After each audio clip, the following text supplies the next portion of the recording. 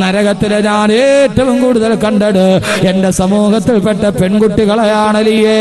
സ്ത്രീകൾ മുഴുവനും നരകത്തിൽ നിറഞ്ഞു നിൽക്കുകയാ.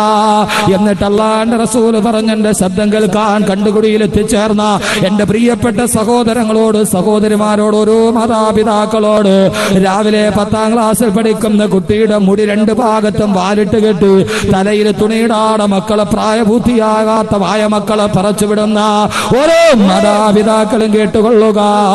വസ്ത്രധാരണത്തെ കുറിച്ച് പറയുമ്പോൾ ഞാൻ ഓർമ്മിപ്പിക്കുന്നു പെങ്ങള്, അല്ലാഹുവിന്റെ റസൂല് പറഞ്ഞ കൂട്ടത്തിൽ ഞാനൊരു പെണ്ണിനെ കണ്ടു. യദ്ഖുലു ഫീ ഫമിഹാ അന്നാർ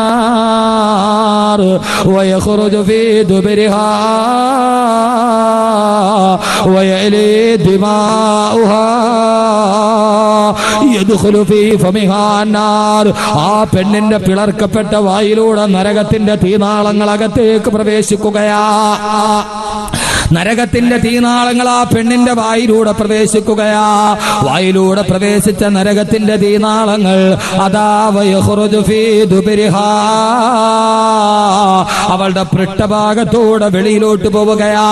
വായിലൂടെ കയറിയിട്ട് മലദ്വാരത്തിലൂടെ വെളിയിലോട്ട് പോകുന്ന തീനാളങ്ങൾ ഓ തീയുടെ ചൂട് കാരണത്താൽ വയലി ദിമാഉഹാ,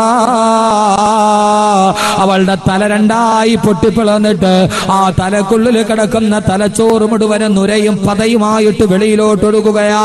വൽ മലായികത്തു യസ്ബൂനൽ ഹമീമ അലാ റഅസിഹാ, മലക്കുകൾ തിളച്ചു പറയുന്ന ചീഞ്ചലം അവളുടെ മുഖത്തോട്ട് കോരിയൊടുക്കുമ്പോ അവളുടെ മുഖത്തെ മാംസം മുഴുവനും ഉരുകി ഉരുകി താടോട്ട് വീണിട്ട് എല്ലുകൾ മാത്രം പ്രത്യക്ഷപ്പെടുകയാ. മലക്കുകൾ കയ്യിലെടുക്കുന്ന ദണ്ടുകൊണ്ട് അവളെ ആഞ്ഞു പ്രഹരിക്കുകയാ. റസൂലുള്ള പറഞ്ഞു, എനിക്ക് കണ്ടു നിൽക്കാൻ കഴിഞ്ഞില്ല.